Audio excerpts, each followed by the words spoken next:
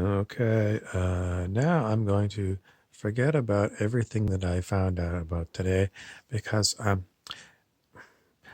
pretty much everything that comes along is designed to create outrage in us. The news is designed to create outrage. People's responses to everything are designed to create outrage.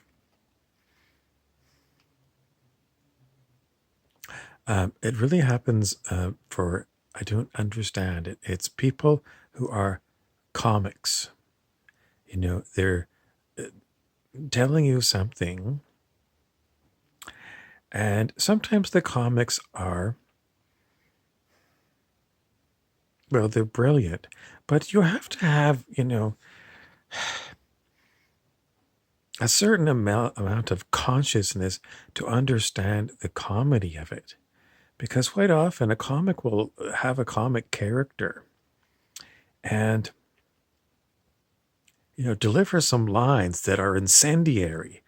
They're making fun of real life people that act this way. And your job as an audience is to remember the person who's delivering this line is a comic. And you're not supposed to get mad at the comic. You're supposed to wonder, okay, well, who is it in my social group or who is it that I watch on TV that has these attitudes and they're not being comic about it? In other words, that's what it all is. It's supposed to be like, some people just don't understand comedy, and I don't know how they get that way. They're just take everything so seriously. And, if you turn on the news, everything is designed to provoke a reactive mind in you. Everything to get a reaction from you. So, what are you supposed to do? Well, you can make it a spiritual practice if you can keep remembering it.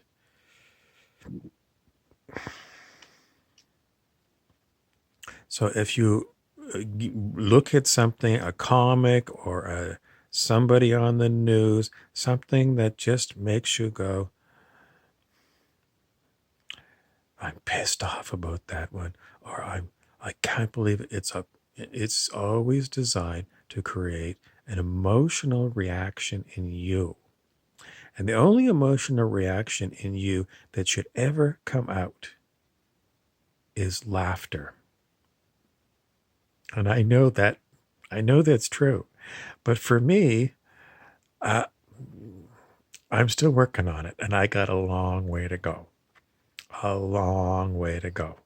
Because why is it that we don't laugh at these things that are designed to promote outrage? We have to get over the outrage.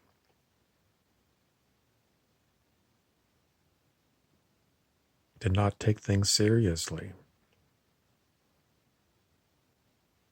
Get to see the humor in everything.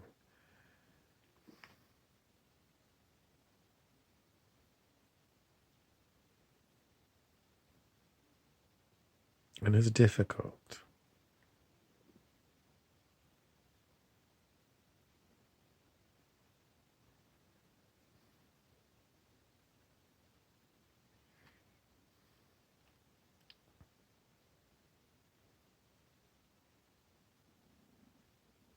Why do we get the emotions that we get?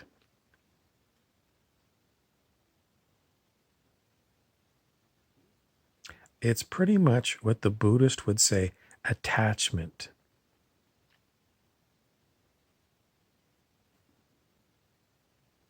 On my Facebook feed, my memories today, 11 years ago, I posted.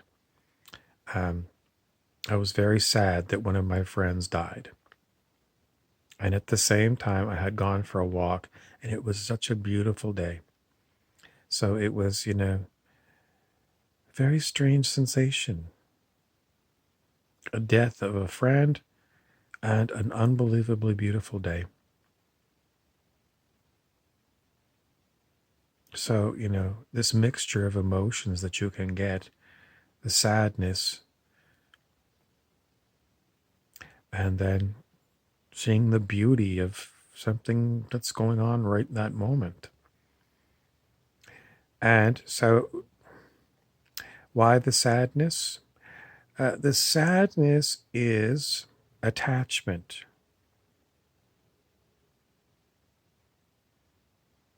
And I don't think the average human is ever really going to get rid of attachments. As much as the Buddhist philosophy is, that's where suffering comes from. You're attached.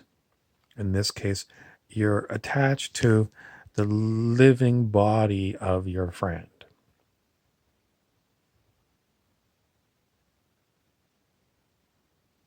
You're attached to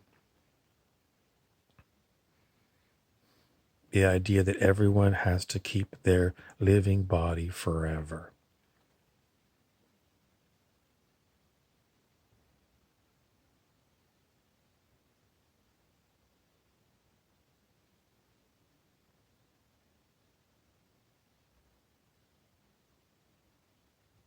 So where is my friend now? If I ask my spirit, where is that one? They say they don't even know. They don't know if they say they're alive. My spirit says that person is alive, and that person, I don't know what happened to them after they died. Can't say if they reincarnated. Can't say anything about them if they went to some other realm. Can't say. Because to my spirit, it is never mind. You have to get used to losing things. You get used to losing your keys. You get used to losing people. You get used to losing pets. You get used to losing your mind. Am I losing your mind?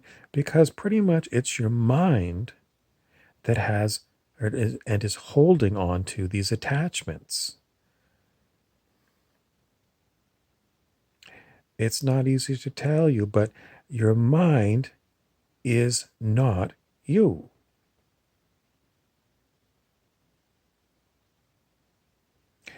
At the essence of what you are is simple awareness of everything.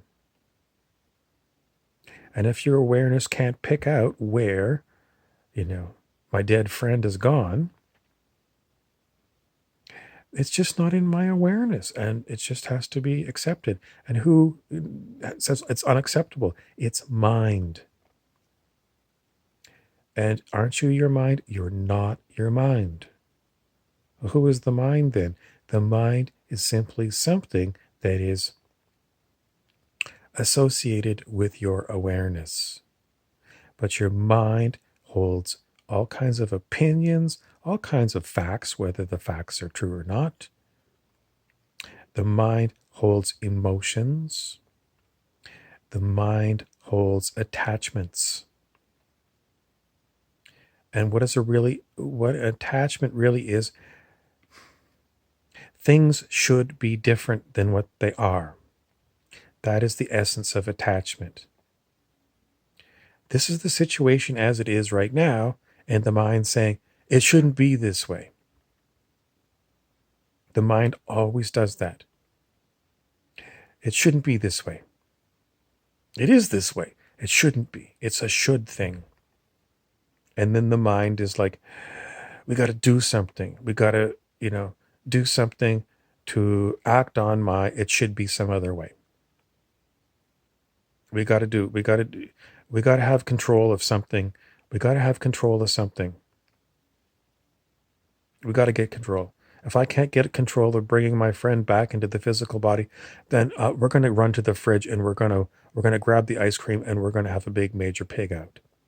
And then we're going to buy 4 bottles of wine and we're going to get drunk and pass out. That's what mind does. If it can't have its way, it's like a 2-year-old kid. It has a temper tantrum.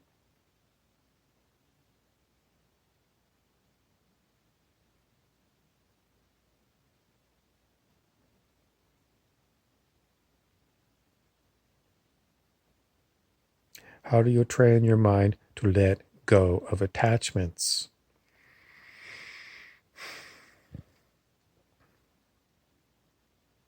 Well, first of all, you have to observe your mind.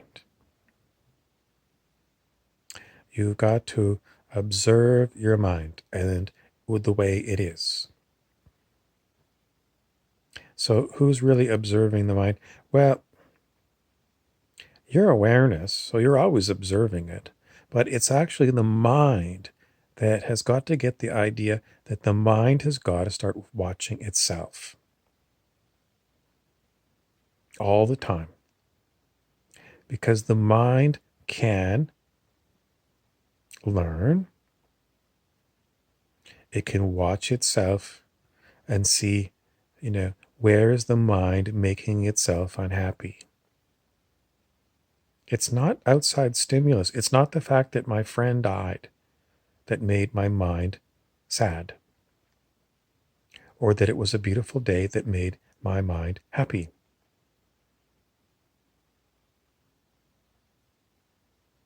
That's the mind's excuse for going into temper tantrums or depressions. The mind acts like a 2-year-old kid trying to get its way, and if it doesn't get its way, it either gets angry, it gets sad, it gets depressed, it goes and slams doors, it gives everyone else the silent treatment.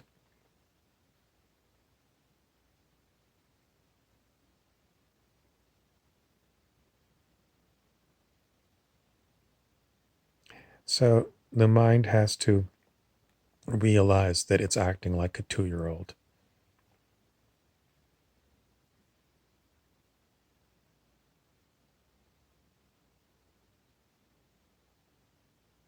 And then what? Well, and then the mind has got to let go of these behaviors. What is a advanced Buddhist? Someone who has been watching their mind for a very long time. And, getting Buddhist training on how to let go of things.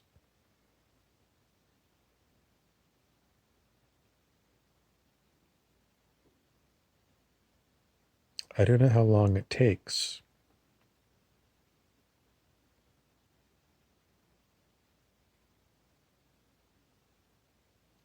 I don't know.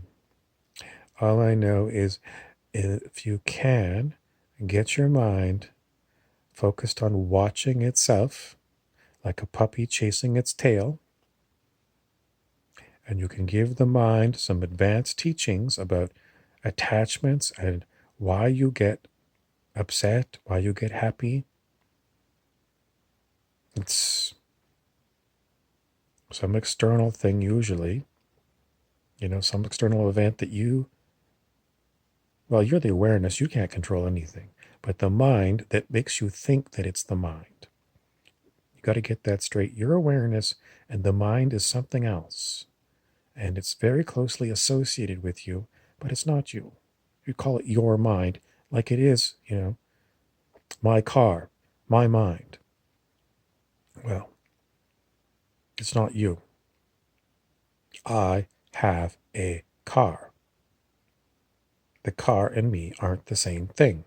I have a body, which means the body and I are not the same thing. I have a mind. The mind and I are not the same thing.